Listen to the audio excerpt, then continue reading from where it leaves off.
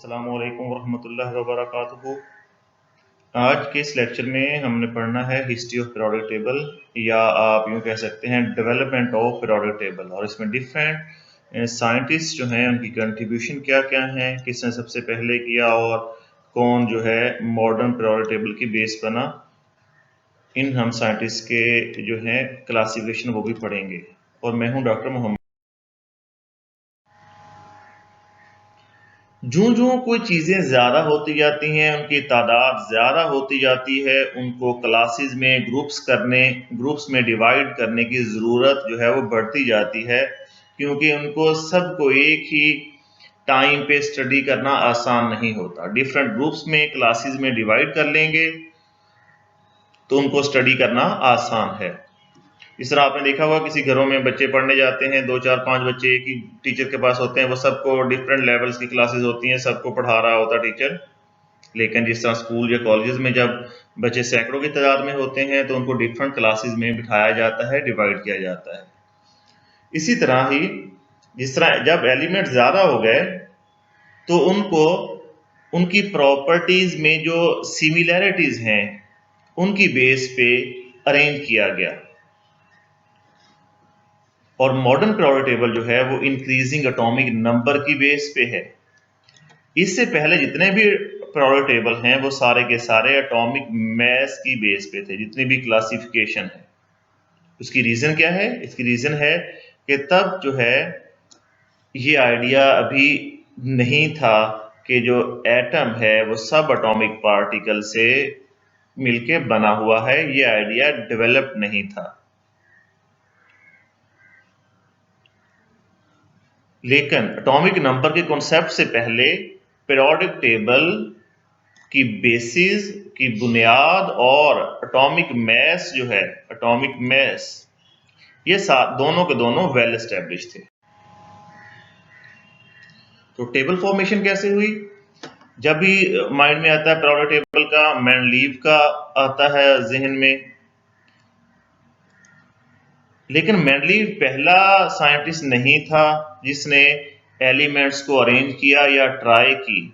लेकिन जो modern periodic table है, मेंडलीव का टेबल उससे बहुत ज्यादा क्लोज है, उससे बहुत ज्यादा सिमिलैरिटीज हैं। बहुत से केमिस्ट ने, इवन के दूसरे कुछ और भी हैं, जियोलॉजिस्ट वगैरह भी हैं, जिस डिफरेंट प्रॉपर्टीज ऑफ एलिमेंट्स जो हैं उनकी बेस पे कोई पैटर्न जो है वो एस्टेब्लिश करने की कोशिश की। कोई 800 टू 900 के बीच में अर-राज़ी के बारे में कहा जाता था। उसने जो है सॉलिड लिक्विड गैसेस को अलग अलग जो है ग्रुप्स में क्लासीफाई किया, क्योंकि एलिमेंट्स का कॉन्सेप्ट भी बहुत बाद में आया कि एलिमेंट क्या होता है। एलिमेंट ऐसा सब्सटेंस होता है जिसमें एक ही तरह के एटम्स हों, ये इसकी डेफिनेशन है। फिर 1789 में एंटोने लिवॉइजे, ये ईआर यहाँ पे साइलेंट है, Lavoisier group elements based on their properties into gases, non metals, metals and earths. ये कि जमीन से निकलती हैं जो किसी मिनरल्स के फॉर्म में हैं, मेटल्स, नॉन मेटल्स। क्योंकि स्टार्ट में ये था कि 4 ही एलिमेंट हैं, आग है, हवा है, पानी है, मिट्टी है। तो बाकी ये आहिस्ता जो है वो डेवलप होता गया। फिर जो है 1829 में जॉन डोब्राइनर ने ट्राइएड को रिकॉग्नाइज किया और उनकी प्रॉपर्टीज 3 का ग्रुप बनाया, और उन एलिमेंट्स की प्रॉपर्टीज जो हैं वो सिमिलर थी, such as lithium, sodium, potassium. किस बेस पे बनाया?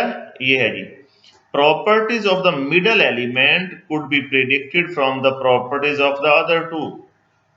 और दूसरी बात हम अभी पढ़ते हैं। उसके बाद बेहतर लिस्ट होती गई कि कौन कौन से एलिमेंट्स अवेलेबल हैं। वो 1860 तक बेहतर एक लिस्ट जो है वो डेवलप हो गई, जिसकी वजह से पीरियोडिक टेबल में जो प्रोग्रेस हुई है वो सबसे ज्यादा हुई।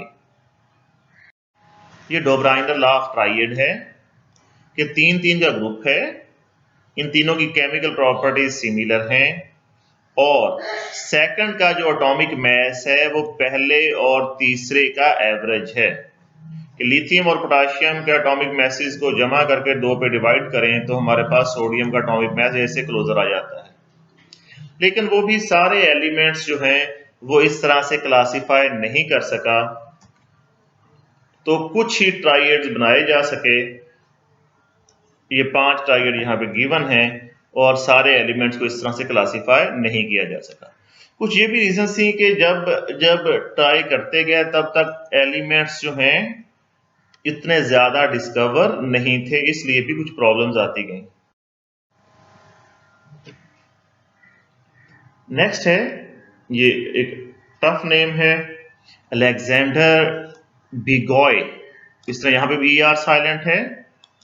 डी चैन कोर्टवा, ये उनकी प्रोनाउंसिएशन है, फ्रेंच है, तो हम जो है जिस तरह खुद भी पढ़ सकते हैं, लेकिन ये ER बिगॉय होता है, ठीक है, और ये कोर्टवा इसे पढ़ते हैं। आजकल भी कुछ फुटबॉलर्स भी हैं, उनका भी नाम इस तरह से हैं, तो वो भी यही प्रोनाउंस किया जाता है।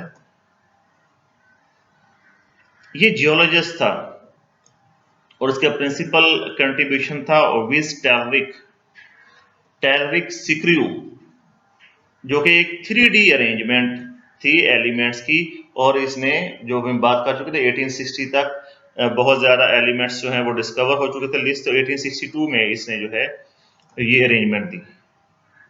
इसमें एटॉमिक वेट ऑफ एलिमेंट्स को एक सिलेंडर के आउटसाइड पे प्लॉट किया गया था, इस तरह से कि एक कंप्लीट टर्म, जो सिलेंडर है ना, इसका एक कंप्लीट टर्म जो है उसमें एटॉमिक वेट में 16 का इजाफा होता था। He arranged the elements in order of increasing atomic weight of elements on the outside of a cylinder so that one complete turn corresponds to an atomic weight increase of 16. जब इस तरह इसने ये एक सर्कल, फिर दूसरा circle, फिर इस तरह तीसरा सर्कल, तो देखा गया कि जो वर्टिकल लाइन में आते हैं, एक यहाँ पे एलिमेंट आएगा, दूसरा यहाँ पे, या तीसरा यहाँ पे, उनकी प्रॉपर्टीज जो है वो सेम हैं, सिमिलर हैं। आल्दो यहाँ पे भी कुछ प्रॉब्लम्स थी, कुछ एलिमेंट्स की प्रॉपर्टीज मिलती जुलती नहीं थी, लेकिन ये पहला साइंटिस्ट था जिसने पीरियोडिक टेबल दिया। ये सबसे पहला साइंटिस्ट है जिसने पीरियोडिक टेबल दी।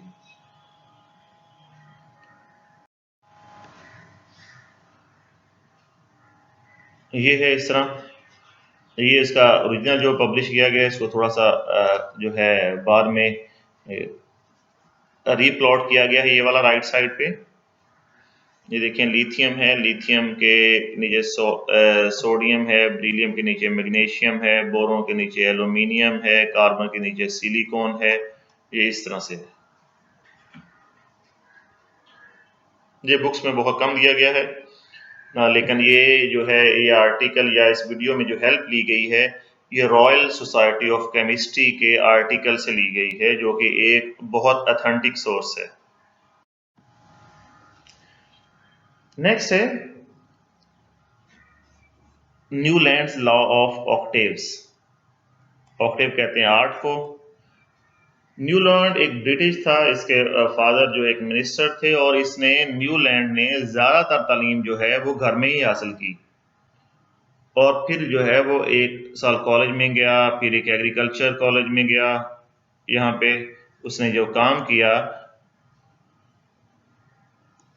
ऑर्गेनिक केमिस्ट्री से बेसिक जो है रिसर्च वर्क था, काम था, लेकिन जो है इसने जो पैटर्न डिस्कवर किया वो इनऑर्गेनिक केमिस्ट्री, या हम यूँ कह लें पीरियोडिक टेबल का है। पीरियोडिक टेबल वैसे तो किसी केमिस्ट्री से स्पेसिफिक रिलेटेड नहीं है, लेकिन हम इसे इनऑर्गेनिक केमिस्ट्री में ही पढ़ते हैं। और मेंडलीव के पीरियोडिक टेबल से 4 साल पहले इसने अपना टेबल जो है वो अनाउंस किया। इसने देखा, यहाँ पे इसका जो भी है लॉ है कि there were similarities between elements with atomic weight that differ by 7। उसने कहा कि 7 एलिमेंट्स को जब हम अरेंज करेंगे और उसके बाद 8वां जब एलिमेंट आएगा उसकी प्रॉपर्टीज पहले से मिलती होंगी, यानी कि every 8th element resemble in the properties with the first one. और इसने इसे लॉ ऑफ ऑक्टेव कहा गया। इस तरह म्यूजिक में होते हैं, म्यूजिक में 7 धुनें होती हैं, सा रे गा मा पा दा नी, नी के बाद फिर सा आ जाता है ना, उसी तरह। तो यहाँ पे भी उसने इसी तरह ही कहा कि जो है म्यूजिक के ऑक्टेव की तरह। लेकिन इसका इशू ये था, डिस्क्रिपेंसी ये थी कि इसने अनडिस्कवर्ड एलिमेंट्स के लिए कोई जगह नहीं छोड़ी। ज्यादातर साइंटिस्ट ने यही किया, यही उनका ड्रॉबैक था। मेंडलीव ने अनडिस्कवर्ड एलिमेंट्स की जगह छोड़ दी थी, जो उसका प्लस पॉइंट था। और कुछ इसने दो एलिमेंट एक ही बॉक्स में रखे गए कि पैटर्न जो है वो सेम रहा जाए। जब मेंडलीव ने अपना पब्लिश जो है पीरियोडिक टेबल पब्लिश किया, तो न्यूल ने भी क्लेम किया कि ये तो उसने पहले डिस्कवर किया हुआ है, लेकिन रॉयल केमिकल सोसाइटी ने उसको कोई फेवर नहीं दी। और फिर लेकिन 1884 में उसे एक लेक्चर के लिए बुलाया गया, पीरियोडिक लॉ पे लेक्चर देने के लिए, और उसने कुछ उसमें अमेंडमेंट्स की।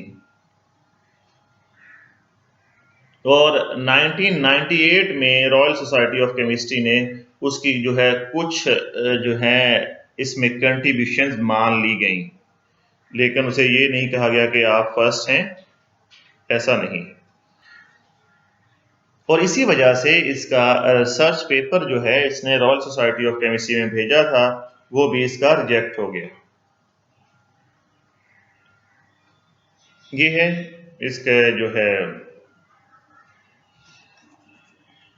First element hydrogen, lithium, beryllium, इस तरह ये आजकल का ही है तकरीबन पीरियड्स वाइज। ऑक्सीजन, उसके बाद यहाँ पे फ्लोरीन, क्लोरीन को, हेलोजन को यहाँ पे रख दिया उसने, काफी हद तक ठीक भी था। तब ये गैसेस हैं, नॉन मेटल्स हैं। लिथियम, सोडियम, पोटाशियम उसी तरह ही है, बेरिलियम, मैग्नीशियम, कैल्शियम उसी तरह ही है, बोरोन, एल्यूमिनियम, क्रोमियम यहाँ पे नहीं है। काफी हद तक एलिमेंट्स जो है उसी तरह ही जो है अरेंज हुए हैं। हाइड्रोजन पहला, दूसरा लिथियम, बेरिलियम तीसरा, बोरोन चौथा, कार्बन पांचवा, नाइट्रोजन 6, ऑक्सीजन 7 और फ्लोरीन जो है वो 8th है। ये तो यहाँ पे भी यही है। ये भी कुछ बुक्स में डिफरेंट है, इस तरह से नहीं है, लेकिन ये जो मैंने काफी ढूंढ के जो है ये लिखा है, यही सही है। लेकिन हाइड्रोजन के बाद यहाँ पे फ्लोरीन आएगा। फ्लोरीन से 8वां एलिमेंट्स जो हैं 7 का डिफरेंस से क्लोरीन आएगा। इसके बाद है जूलियस लॉदरमेयर। जूलियस लॉदरमेयर के टीचर्स और मेंडलीव के टीचर्स जो है वो सेम हैं, तो हो सकता है वो एक दूसरे को जानते हों ये दोनों साइंटिस्ट, लेकिन जब तक काम पब्लिश नहीं हुआ ये एक दूसरे से अनअवेयर ही रहे। लॉदरमेयर जो है वो जर्मन था और जो है 4 साल जो है वो बड़ा था मेंडलीव से।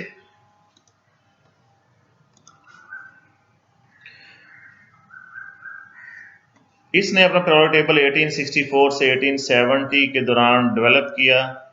इसने पीरियोडिक टेबल के इसमें जस्ट 28 एलिमेंट्स थे, जिनको वैलेंसी की बेस पे, वैलेंसी भी अब एक ओल्ड कॉन्सेप्ट है। वैलेंसी होता है कंबाइनिंग पावर ऑफ एलिमेंट्स।